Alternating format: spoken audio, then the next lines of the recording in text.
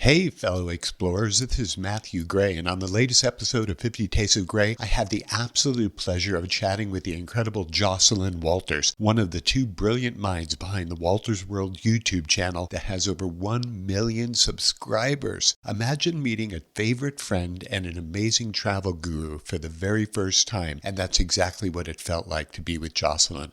Known as simply Jocelyn on Facebook, she brings a globally inspired life to her community. We delved into her passion for her children, travel, we savored tales of Normandy oysters that she loves so much, and we geeked out over art, architecture, culture, and the beauty of life. It's not just a podcast episode, it's a rendezvous with a friend you never knew you had. I asked her what it's like to make Whoopee in all the countries that her and her husband Mark visit while filming for Wolters World, and her response was hilarious. So join us today in unlocking the wonders of the world with the amazing Jocelyn Wolters. If you want to keep track of me and 50 Tastes of Gray, please feel free to visit my website at lovelife.com. In the meantime, enjoy the show with Jocelyn Wolters.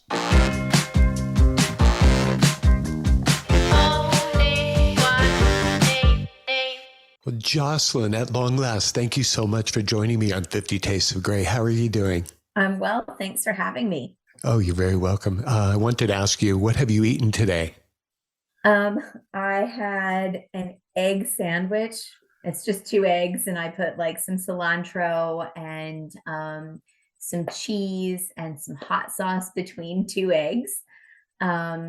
That was my breakfast, and I had some mousse de maracuja, and that's all I've had for lunch so far today. So, Oh, wow. Was the egg sandwich on a bagel? nope, it's a sandwich of eggs. Oh, okay. Wow. Way to go, high protein. Yeah, exactly. Well, I went to the gym this morning, so I needed an extra kick of protein. I did eat some carne seca too today. So, Oh, well, that sounds good. And what's on for the menu for the rest of the day? um, I'm not really sure because after this, I've got like 20 things happening this evening. So Mondays usually end up being we take our son to drum practice, and we often just go grab something while we're out. Usually, like I really like to stop at Barnes and Noble, and Uh-huh. they have they have a cafe, and they have these great little quiche kind of things. Usually, we grab one of those or something. So Oh, Mondays nice. aren't usually good cooking days for me. So did you say Monday is drum practice for the boys? Yeah, our youngest does drums on Monday. Now, is Yep. that rock and roll drumming or is that for school type drumming? Funny enough, it's just rock and roll drumming, and he's been in drums for like 4 years, and they won't let him join his school drum thing unless he knows how to play piano too. I'm like, I don't really understand that. It's not like he just wants to get in there and bang around. He actually knows what he's doing, but they won't allow kids to play drums unless they can play piano. Another oddball equation when it comes to the educational world, right? Yes, absolutely. How do you divide your time up between successful YouTube channels and having a family that you want to be able to take care of, and of course, taking care of yourself? What is that all about? Your time.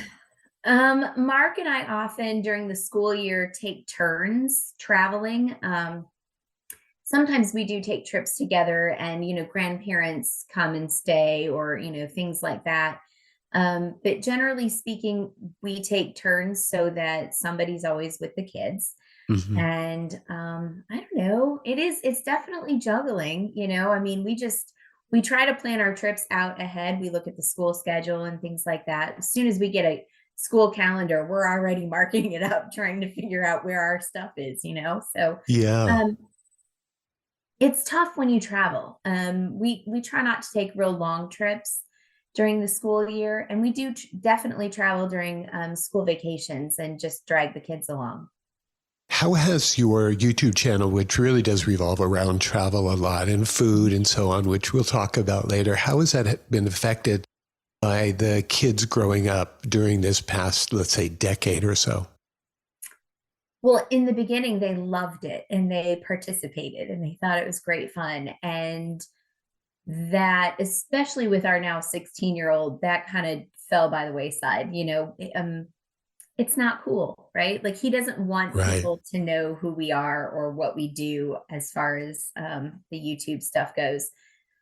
Maybe when we hit 1 million subs, he'll be excited. I mean, apparently 950 isn't enough for him. So Oh, that's so funny. It's coming soon. It's pretty wild the way that kids are. They're connected at the hip to mommy and daddy until a certain age. Then they don't want to be near you. They don't want to know from you.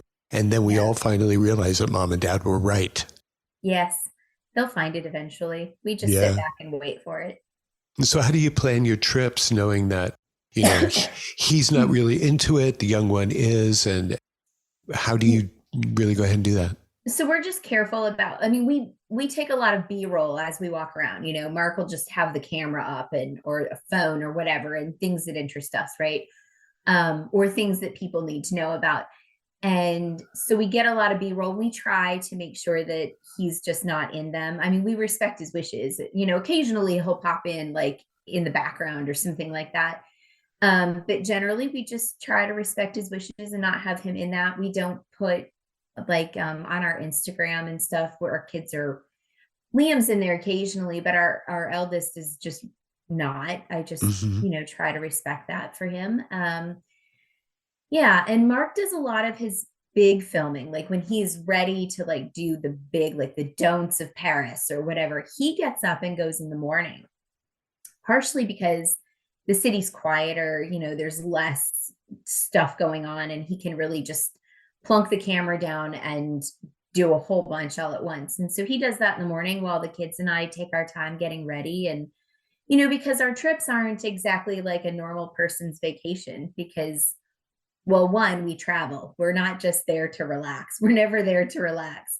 So he does the work stuff first, early in the morning, and then we'll go out, all four of us, and explore and, soak up the culture and the food and all those things afterward.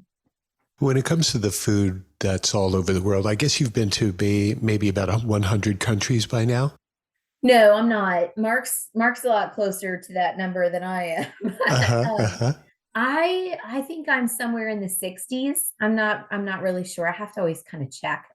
Somewhere in, I know I've surpassed 50 quite some time ago. That's kind of like, that was the benchmark, and I haven't hit 100, so I'm somewhere in between. Yeah, so the food, we just enjoy it. I mean, we eat a lot.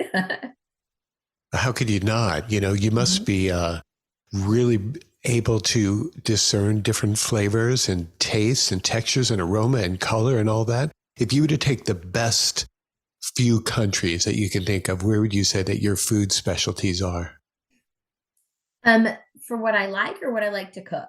Well, let's start with what you like, what you enjoy.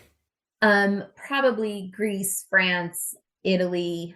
Those are my top for visiting and eating. Ethiopian food is one of my favorites, but I've yet to go to Ethiopia, but I'm getting there. I promise that's going to happen soon. And surprisingly, Peruvian food. That was another place that I really enjoyed the cuisine. So those are like my top five, generally speaking. For the And people who haven't been to, let's say, Italy or France or mhm. Greece, how would the foods that you find here in America differ from the actual places? Freshness is a big part of it, Uh-huh. particularly when I think about Greece. My family's Greek, and so I have a lot of, I make a lot of Greek food. I mean, I grew up cooking Greek food, and theirs is all very, very fresh. I mean, there's a lot of fruits and vegetables, tons of them. And it's, like you get octopus, and it's literally they getting octopus is it's quite a thing. I've done it once, and it was amazing to do on my own. But they literally pull it from the sea and you eat it that night. Wow. So it's never frozen and then unfrozen and sitting behind glass ever. You're literally getting it right off the rocks that it's been drying on sometimes. So yeah, the freshness. And we all think of like Italy as just pasta, and it's really not. I mean, yes, there's a ton of pasta, and every town has its own special little pasta. Like when you go down to Puglia, they're really famous for orecchietti. It looks like a little ear, like the Uh-huh. little, rolled up bit thing. Um, and they're all over, and you get them from little old ladies make them and sit and sell them by the bagful on the street, but they literally just came out of their kitchen. Again, so that freshness thing. And yes, there's a lot of pasta, but there's also, they have incredible steaks in Italy, Mm. oddly. And, I don't know, there's just a lot of other things. It's not just pasta. Um, I love panna cotta, and recently I've noticed in Italy they're changing up the panna cotta. Like I had some with pistachio, and I had some with lemon, and like they're just adding new flavors to it that are also still very traditional. They're just putting them in something in a new way, which I love. And then French food. Oh, French food. I love it. But what I've learned in I've been to France, I don't know, at least a dozen times, probably more. Mhm. It's all very simple food. Like we think it, because it tastes so elegant and it's so rich, that it must have a lot. But when you start cooking it, it's just really simple. There's not a ton of ingredients. It's just you have really good ingredients. And I think timing is a big thing in French cuisine. It's interesting. The last time I went to France, I wanted the classical, famous French cuisine. And it seems like they're getting further and further away from that. And they're doing more of the farm to table and more of the fresh stuff. But, I was dying to get mussels and frites and, cream sauces and Yeah. all that. Just couldn't find it. It was so funny. Where were you? Well, in Paris at that time, That's just looking why. for the traditional old world stuff. Yeah. So I find you're very right. In Paris in particular, sometimes you'll find those things in the really touristy places, but they're not very good.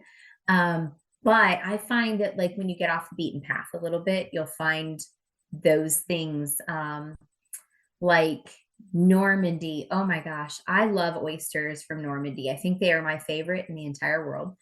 And you can get tons of fresh ones, but maybe, not in like a big town. Go to like the little fishing village, that I find that you can still find all the traditional things from the different regions Hmm. in small towns.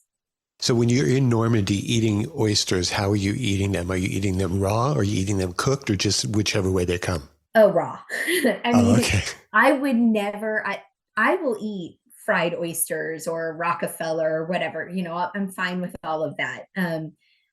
But if they're oysters from Normandy, I am eating them raw. Sometimes they put and I'm going to pronounce this incorrectly, but the Marionnaise sauce, it's Uh-huh. like vinegar and whatnot. It's on the side. I don't even use that because their oysters are so sweet and cool, and oh, they're refreshing. I could just eat dozens. And so while you're eating your dozens of oysters in Normandy, what are you drinking with it? Whatever white wine they tell me to have. Uh-huh.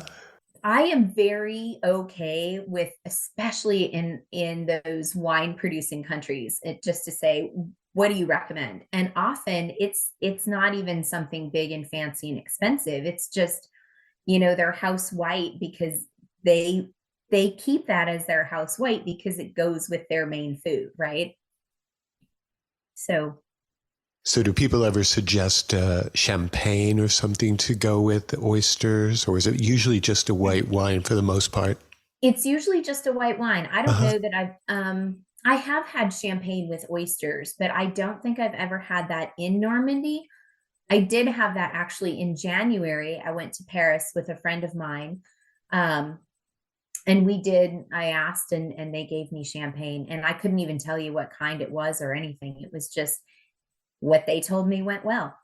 When you're shooting all these videos with Mark for Wolters World, what other video channels are you shooting for as well for yourself?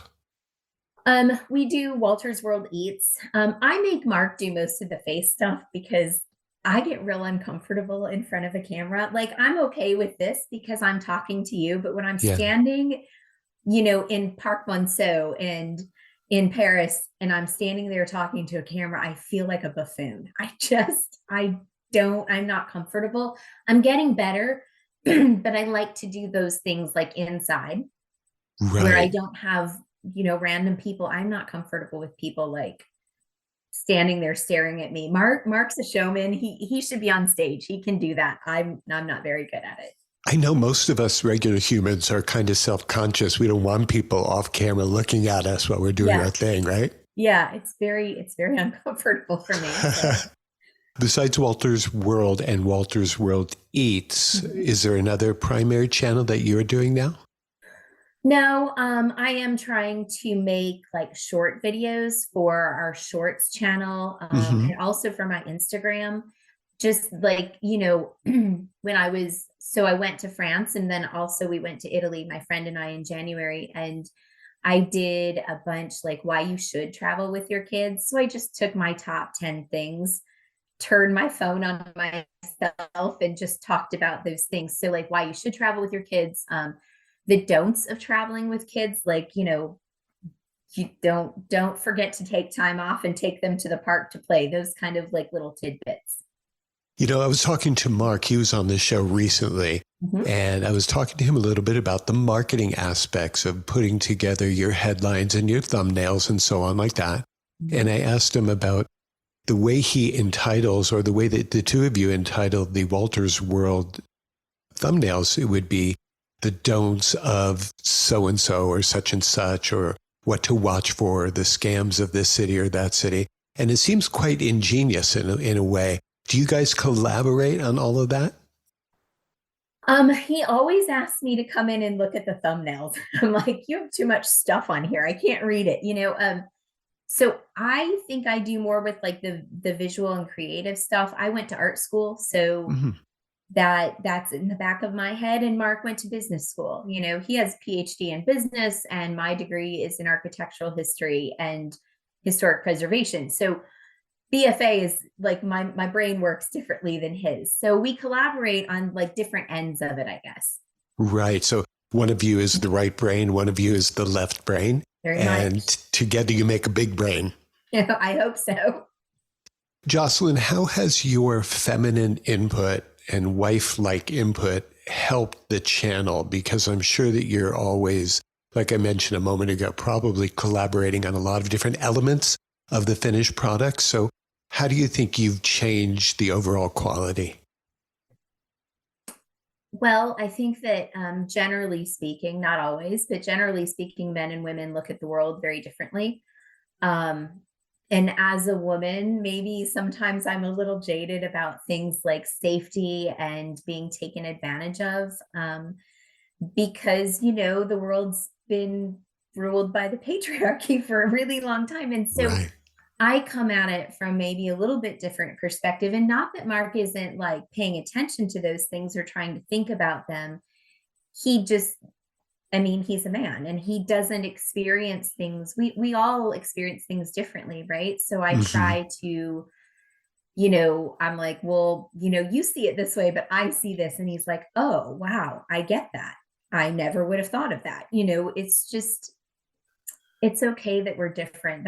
It's part of life. I mean, I think that's also something I've learned about travel is that, all people have intrinsically, we all want our families nearby. We want love, we want friendship, we want health and safety and all those things. And the things where we see things differently like that are like beautiful. And that's what makes the world such an amazing place. That those differences should be celebrated, and to see things from someone else's perspective is like a really wonderful gift. Oh yeah, that sounds great. I wanted to ask a little bit about how you guys are staying mentally healthy and physically healthy while you're traveling so much because, during that whole COVID thing that was Yeah. going on, so many of us just didn't move out of our house. We were just kind of twisting in the wind, waiting and looking at you guys on YouTube and wondering what's going on. And so how do you just remain sane in your head when life is doing what it's doing? um, well, I'm a big reader. It's kind of my escapism. Can you tell? I have a lot of books. Oh, yeah. Um, And during COVID, I had never read romance novels before in my life, but I don't know, one got suggested on my Kindle and I started like devouring these because, excuse the pun, it's unintentional, but they all had a happy ending, you know, like it was just I'm sure they do. but I mean, like everybody, everything turned out great in the end. I could not take any books. Like books were my escape, but I couldn't handle anything that was sad or miserable. I mean, that was really hard for me, anything that was heavy. So for me, it was all about, reading happy things. We played a lot of games with our kids. Like we played a lot of card games and things like that. Like just, I mean, even if it's just Uno, um, Yeah. that was a thing for us, just like spending time together. I don't know. I think that we all failed a lot during COVID. Like, um, and sometimes you kind of beat yourself up over how things worked out, but none of us knew what was going on, right? Right, right. So it wasn't easy, but we also, I think, a big thing that helped was that for much of the first, I don't know, 6 or 8 months at least, we did two um, bi-weekly lives on our YouTube channel. Right. Those are That, delightful. well, thank you. It kept us sane, but it also created this great community. And we didn't create it. The people who watched created it. We just gave them a platform. But what came out of that, there is a big group of people of our followers who've become friends, who travel together now, who, like they may live on different continents or, across the country, and they have become friends. And that, kindling those things was just fantastic for us. And I'm glad we were able to give somebody that we were big enough that we could give people that place. We could attract enough people that they were able to start something themselves. It's so cool that you guys have been able to unite so many people through what you're doing. And it obviously looks like you really love what you guys are doing when you're out there. We do. I mean, it's not always fun and games, Right, but right. we do. We love to travel. We love to meet new people. We love to, spread the knowledge, because I Hmm. really feel like the more we spend time with other people from other places, the more respect and goodness comes into the world, right? So, to be able to help others, to like help facilitate, that's awesome, but it's not us doing it. We're just a platform. You know, the people are doing it themselves, I think. Do you ever see a point where you just are going to be just so slammed busy with so many millions of followers that you won't be able to have the human engagement and do this kind of a thing very often? Nope. I can't imagine that. I Great. mean, like I look at my travel hero is Joseph Rosendo. He's Hmm. on PBS, and I think that he is incredible. Um, I would imagine a lot more people know him than know us, and he's still doing it. Right. He's off doing it, and he's authentic, and that authenticity is something that we strive for. So, if it means that while Mark is filming videos, people stop and or they're like, "Hey, Walter's World guy," and it happens. I'm grateful for those moments. I think Yeah. it's great to be able to connect with people. How has the architecture changed throughout the countries, let's just say Europe, for instance, over the past number of years, as far as the more modern stuff? Because the older stuff I definitely want to talk about and get your feeling on that. But how do you see the new modern architecture coming up? Um, that's a really difficult question for me, being Mm-hmm. that I studied the historic. Um, I don't dislike it. A lot of people who study architectural history and things don't appreciate the new stuff, but I look at all architecture as sort of like anthropological. It shows how we live and how we work. Like you can go into an old building and you can figure out what was important in their lives, or like in Chicago, there's this old office building that is now a hotel. But walking in there, you can see it. There's small offices with these doors that were glassed over, and just how things work. Even things as simple as mail chutes that we would never have now, right? Right. Yeah. But you walk into a new shiny steel and glass, that's talking about like our industry and how we have come up from like handmade things, right? And now we have this industrial stuff, and we have these big airy spaces because we're in buildings a lot, but we're trying to bring in the light and all of, that airiness, and there's plants and things and bright colors in the artwork and stuff like that. So I see it as an explanation of how we live and how we work and how we play. That's a really good point, because I think that a lot of people who go to Europe, let's say for the first time, they have in their mind's eye these predetermined images that says France is going to look like this and England is going to look like that, or Holland is going to look like this. And then you do see these big glass and stainless structures, just like you're saying, very airy, very light.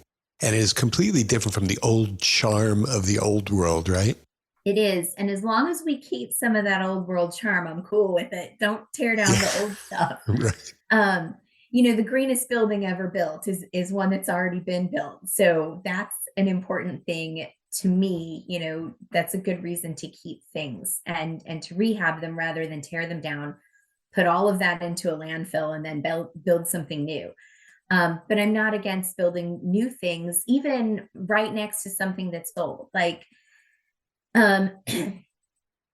I can tell you, like, for instance, in Savannah, there was a house that had to be torn down on Jones Street. Jones is probably the most iconic residential street in downtown Savannah in the historic district.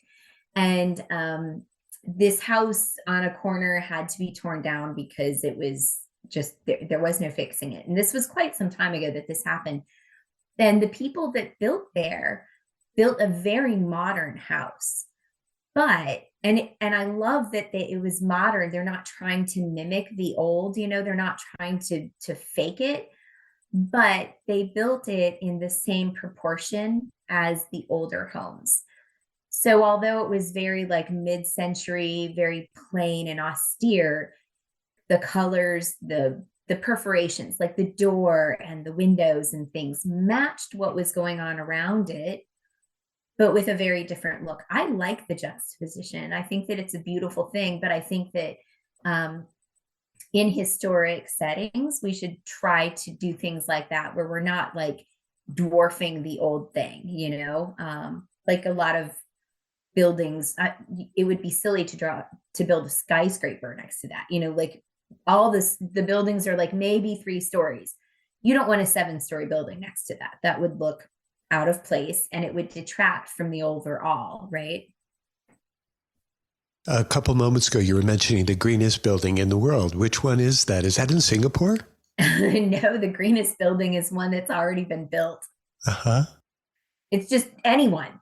Any building that's already done. Okay. It's a preservation thing. We all say things like that. I guess that probably doesn't translate well to people who don't study preservation, but just the idea is that, if it's already done, then you're not pillaging the earth for more stuff to build something new, right? Mm-hmm. Do you have background in city planning as well as the architecture and the art? No, of course, to get my degree, I had to study some city planning, and we certainly look at the historic fabric of a place when we're studying individual buildings, because most are, there is other stuff around. So, but not planning, more just like what's already there. Mm-hmm. Do you find it strange that over the past 10 or 20 years, we went from a society that hardly ever had their phones in their hands / cameras to now a society is constantly walking around with selfie sticks and doing on-camera stuff? I mean, we really went from like one extreme to another. Now people can hardly sit down across from each other face to face like you and I are without playing on their device. Isn't it a wild world? I hate it. we've taken the humanity out of being social. Yes, we're all connected and we have this social media is like it's endemic, right? Like it's everywhere all of the time. But we're also we're losing that human factor, I think, in that, and I just kind of disgusts me sometimes, when I sit down somewhere and I see a family, like for instance, we're in, I don't know, wherever, we're in El Salvador. Uh-huh. And there's this other American family, and they're all sitting to eat. And rather than like eating the food and relishing it and talking to their family about it or the things they saw that day or whatever, they're all like this and taking pictures of the food. The food looks amazing, great, but like, oh, I just want you to sit and savor it, and talk about it with your family and talk about the things you did. We often try to just swipe our kids' devices for long periods of time. We used to be really good about having, a 28-day rehab from Hmm. electronics. And we still had to have ours, but we kind of made it like only during working hours when we would have our phones or our computers. We've been really lax in that lately. I hate to say Yeah. that, but it was always really good. But I tell you what, the first week was rough on everybody. Right. Well, it's like lopping off a limb from your body because we're connected to the device now. It's almost like a part of us. Yeah, it's really nice though. After the first few days, when there's freedom in it, it's kind of awesome. I love it. Yeah. Yeah. It's just so wild to go to a nice restaurant or even just a fast food place and just see two people sitting across from each other doing texting to someone else. And they're Like just, this. they're feeding their face. There's like no thought, there's no mindfulness, and they're trying to connect with others. So they're not present for me or Yeah. you. And it just seems like that's a breakdown. That's not the grand promise was to bring us together. And it just seems like everybody is further apart. Yeah, you're connected to so many people, but those connections are just wispy, they're just Hmm. thin and wispy and rather than a good strong tie to somebody. We should make a DMZ, so to speak, of cell phones, like never to be at the table and to sit and savor the moment and enjoy the people that we're with and take care of Yeah. that relationship before worrying about all those people on the periphery. Yeah, we definitely have that rule at our table. There is never a phone at the table unless like in our conversation we need to look something up. We actually do employ Google occasionally at the dinner table, but Uh-huh. generally speaking, only so that we can facilitate the conversation, right? Like we might have to look up a statistic or something and then it goes away and we continue the conversation. Right, right. Now, I asked earlier about health. How do you guys stay healthy when you're on the road? Because travel is really, really difficult on the body. And then, of course, eating the right kinds of foods and being able to get your meds and all of that. How do you kind of interweave all of that? Okay, well, hang on. You bet. I We understand. drink a lot of water. Good. Um, uh, so I think that partially we knock on wood, Hmm. we don't get sick very often, and I think it's because we've encountered germs all over the world. Right. High So immune system. yeah, I think Yeah. our immune systems are just so used to encountering new things that actually helps us, and that's not everyone can do that, right? But I Right. think it's definitely a thing.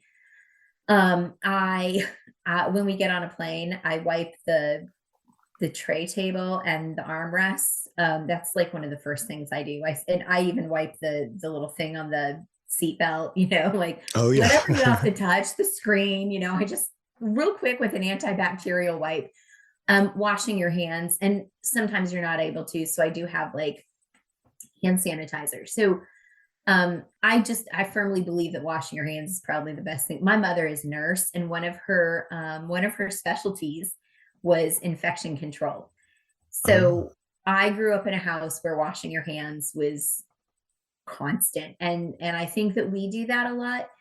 I think that we eat, particularly when we're on the road, we probably eat better on the road than we do at home. oh, yeah. Yeah, I think that um Well, partially because someone else is cooking it. So there's always time to sit down. Right. It's not that I have to cook for an hour and a half, or Mark's cooking for an hour and a half, and then we take an hour to eat, it's just an hour, and that's kind of great. Hmm. So I think that we eat better because it's not as much of a process sometimes. Right. Less Um, shopping, less schlepping, and less yes, cooking. yes. Right. So, and then you mentioned medicines. So I take with me, I have like a little kit, and it has little tiny containers, and I might have like, I have Pepto-Bismol, I have charcoal, because charcoal pills like are good for a lot of things in the GI tract. Uh-huh. Um, I take Benadryl, just like basic things, some Pepto Hmm. chewables, whatever. Just an Imodium. Never leave the house on a trip without Imodium. Okay. It Good has tip. saved us once or twice. I bet. And I always I make sure I have just really basics, not a ton of any of it, but just very basic things with us, just in case. And I rarely have to use any of it, but it's there if we need it. Those are good tips to have because most of the issues that I've heard that people have and I've experienced personally is definitely GI related, something food related. There's a Yeah. lot of foodborne illness out there, isn't there? Right. Oh, definitely. Yeah. We were actually in Brazil 2 weeks ago, and we ate like 3 dozen oysters between four of us. Uh, but I put one in my mouth, I bit down, and I was like, I knew immediately it was bad, right? I Oh, mean, and yeah. out of 3 dozen oysters, one being bad isn't so, it's not bad odds really. But I just got a napkin and I took it out. And I think that that's important. Just pay attention to how things taste. Right. And, when you're in out of the way places where you can't drink the water, and you're not like on a resort or something, you need to be careful about eating raw foods. Hmm. Um, because, like fruits and vegetables, salads, things like that get Right. washed in that Yep. water that you're not able to drink. So I think that that's kind of important. Just make sure that you're eating cooked food sometimes when you're, really off the beaten path. I try to Right. make sure we're all eating cooked foods. Cooked food, I guess, bottled beer, bottled water, and Bottled water, bottled yeah. soda.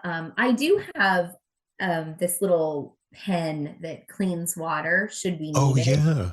And I do take that like when we're hiking through like really rural places, and Hmm. like we spent I don't know, several days in a cloud forest in Ecuador. And when I say rural, they had running water at this place, but not much, right? I mean, Right. like a lot of water was used. It was just caught rainwater, which is probably cleaner than anything, but it's coming off the trees, and you don't really know what's coming through that. So I had that in case we needed it. They had ample bottled water, but also getting bottled water up to that place way high up in the mountains was probably difficult. So I felt like if I can supplement that by having cleaning our own water, then that's a good thing. Yeah, that makes sense. I think those life straws are really important to travel Mhm. with. If you're going to be going to any areas that might be a little bit sketchy, Yeah, and we've definitely traveled to a lot of those. I can see. I'm an avid watcher of you guys, so I know that. Now, if we swing back home for a minute, Mhm. who would you rather have in the kitchen, you or Mark? Me. Oh, wow. Without a doubt. That took you like no time at all. No, there is no thought to that. I mean, Mark's not a bad cook. He's just I think he was a better cook before we got married. And Hmm. then I really enjoy cooking, and it's just like part of my DNA. So I've always just cooked, and I think I spoiled him a little, and he just doesn't cook very often now. So, in your kitchen, Jocelyn, are you buying whole spices, roasting them, grinding them, doing that kind of level of cooking, or are you experimenting with other kinds of ingredients and dishes and flavors, or what is Jocelyn like in her kitchen? I do not grind my own spices unless they're things I've brought from somewhere. And I do have a spice problem. I buy spices on almost every trip. I bring Mhm. something home. I mean, and it may not be anything fancy. Like when we go to Europe, it's very difficult in America to find these little packets of dry vanilla. It's like vanilla powder. Yeah. Um, it's great for baking. Like you're not adding another liquid to things. Sometimes that makes a Uh-huh. difference. Right. My yaya, my grandmother, every time anyone went to Europe, she's like, "Can you bring me back some packets of vanilla powder?" Oh, Sometimes wow. it's something just that simple, and other times, there are these weird random things that I can't even translate to an English, or I've even forgotten the name of some of them, but I know what they smell like and I know what they taste like. And so I'll throw them into my cooking. So you're like an artist in your kitchen, very improv-y kind of style, but you know in Yes. advance what you're going to be putting together?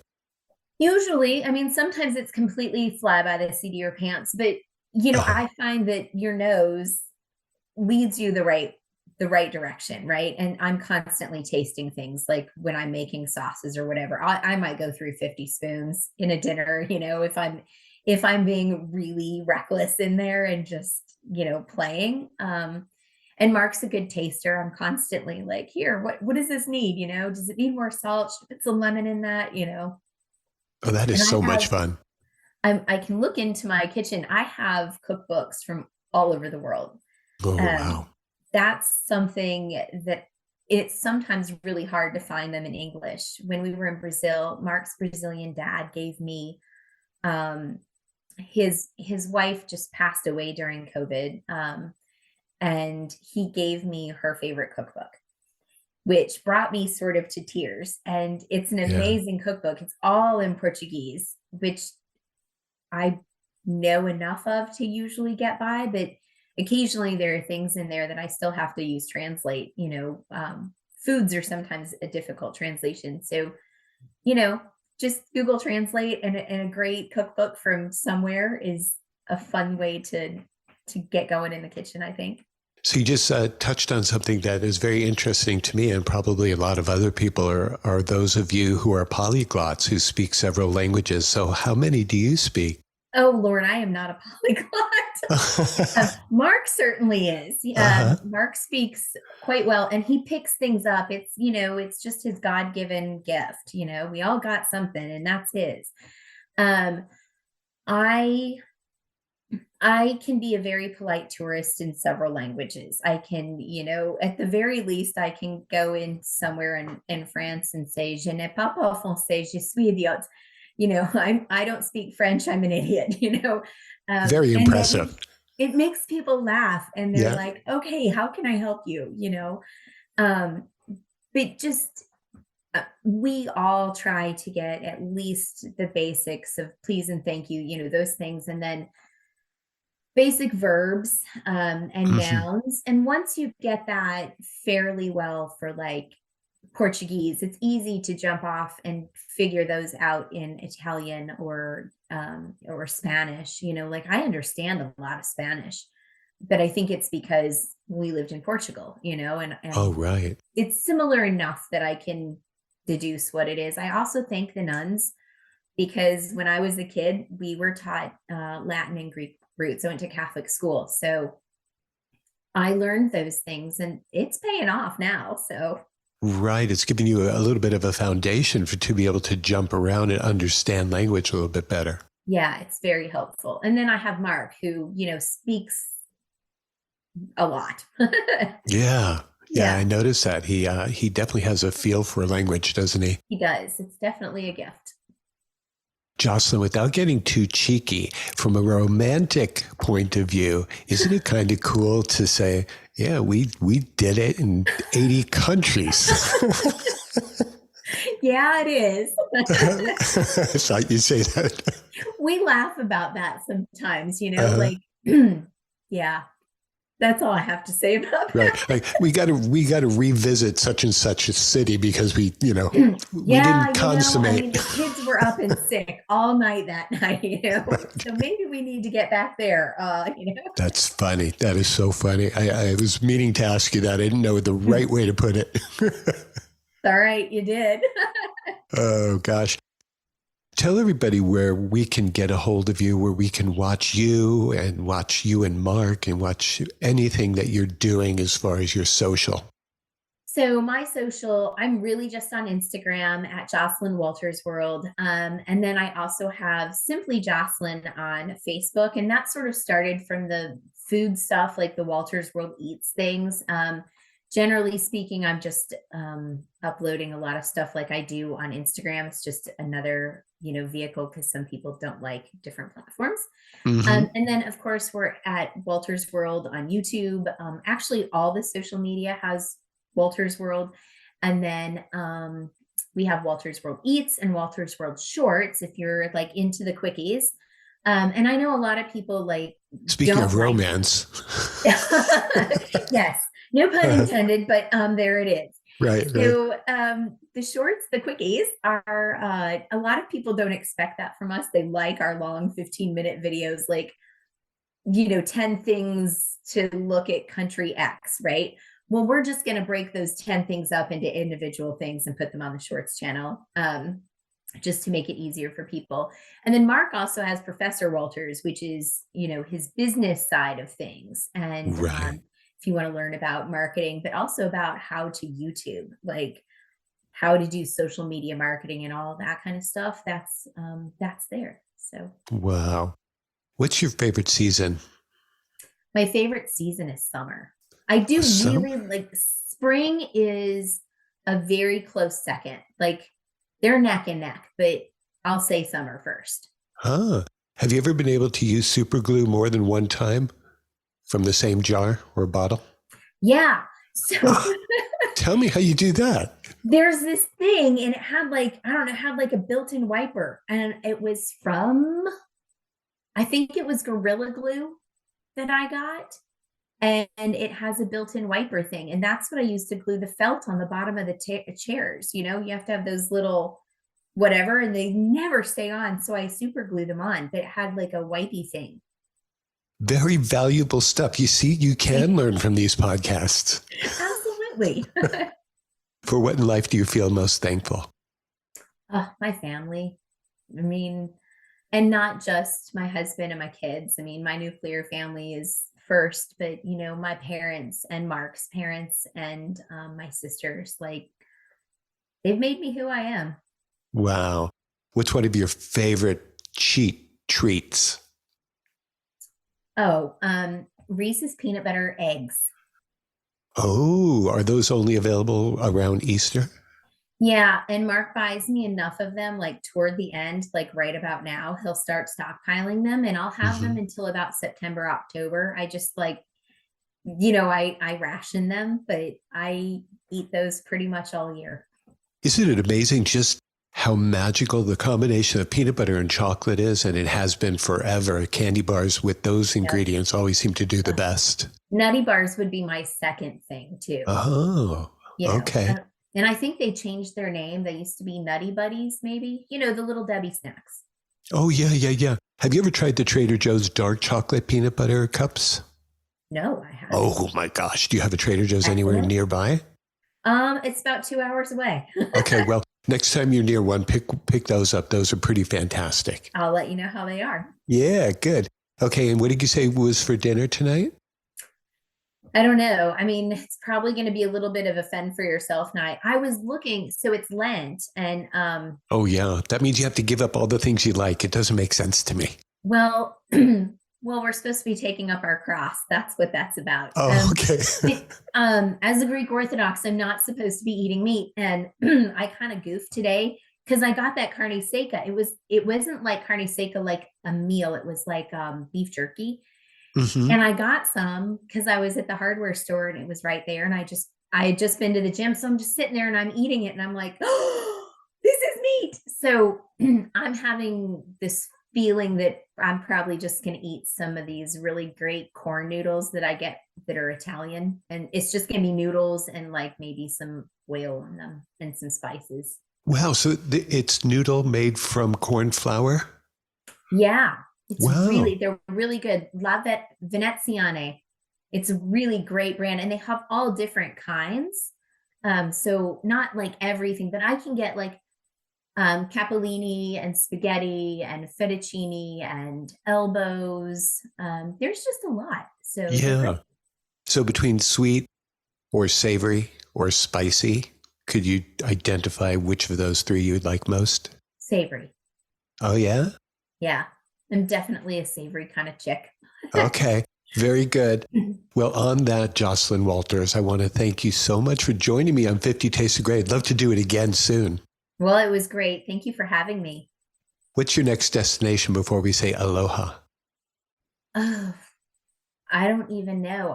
I guess the next big trip, we are going to Israel, Jordan, and Greece. That's the next Nice. big one. Yeah, I I'm really guess excited. you're going to be hitting 1 million visitors, 1 million subscribers to Walter's World very soon. Where do you think Yeah. you'll be? Oh, I don't know. I'm gonna guess we'll probably be in Greece when that happens. But Okay. I'm not as good at predicting numbers as my husband is. So I don't know. If you pose that question to him in his interview, it's probably a more accurate answer. We did cover that, and I thought that it would be you guys would be in the promised land in Israel when you hit 1 million. But That would he be did pretty mention awesome. Greece and or Israel is what he was saying. But I'm Okay. thinking Israel. I don't know why. Well, I think that would be pretty amazing. I'd be Oh, yeah. happy with that. We'll be plugged in. All of us will be watching Walter's World to see what you guys are up to. All right. Well, thank you. Thanks. We'll talk again soon. Thanks, Jocelyn. Okay. Bye-bye. Aloha.